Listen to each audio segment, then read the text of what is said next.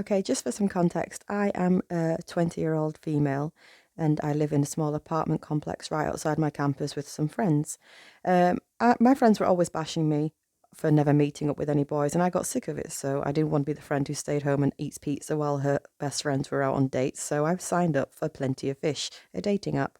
Now, I'm not the type of person who would say yes to any random stranger. I had a list, They had to be nice looking, they had to have plenty of photos of themselves, and we both had to have at least two things in interest. So those were the rules in my head, and I psyched myself up to join the world of online dating. And within a few days, I had already spoken to two boys.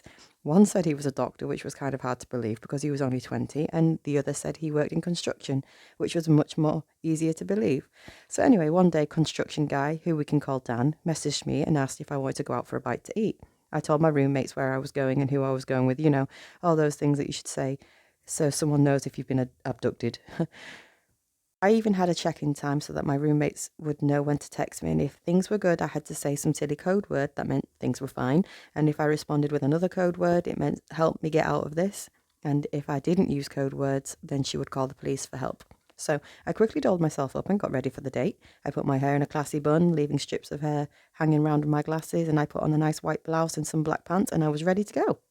I jumped into my car and headed out to the restaurant where Dan had chosen. It was just out of my town, but it was only a 15-minute drive from my apartment, and I arrived at the restaurant and saw him almost immediately, wearing some really nice clothes and looked just like his photos. I met up, went inside, sat down, started having dinner, and talked about our life and things about how school was going, and then I got a text from my friend, but because everything was going well, I sent the good code word back. He talked about how much he liked his job and things, and altogether it was pretty nice except for one thing. He was boring. He didn't do anything exciting or really talk enthusiastically about anything, and it was boring. It was an average day, and honestly, I didn't care to go on anymore.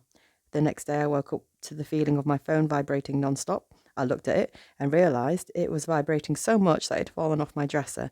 I almost laughed, and then I saw the messages were all from Dan. At first, the messages were about how much fun he had and how he would like to really go out again, and then the messages took a turn for the worst. They got violent and angry that I wasn't responding at 7 o'clock in the frickin' morning. I was sleeping, and no doubt that situation made everything worse for him because I texted him back and said, dude, I was sleeping, and no, I'm not going out on any more dates with him.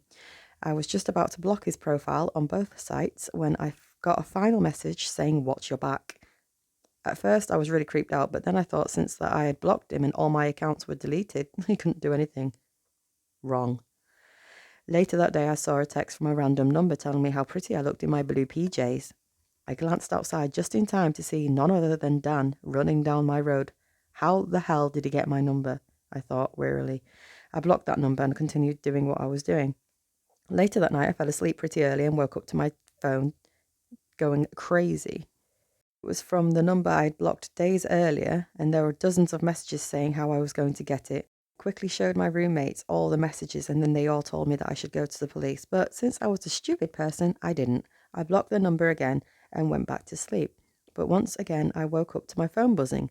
I didn't wait. I jumped in my car and drove all the way down to the police station. Once there, they told me that they couldn't do much to help me and just told me to block the number, which I did. At least I had it on record. Nothing happened for a few days. The numbers stayed blocked on my phone, and it was quiet for a while, and then the pictures started. There were pictures of my house, of me in front of my house, me in my car, me going to work. I went back to the police and finally I was able to get a restraining order against Dan. I have never received any more messages from Dan after that, and I will never ever use dating sites again.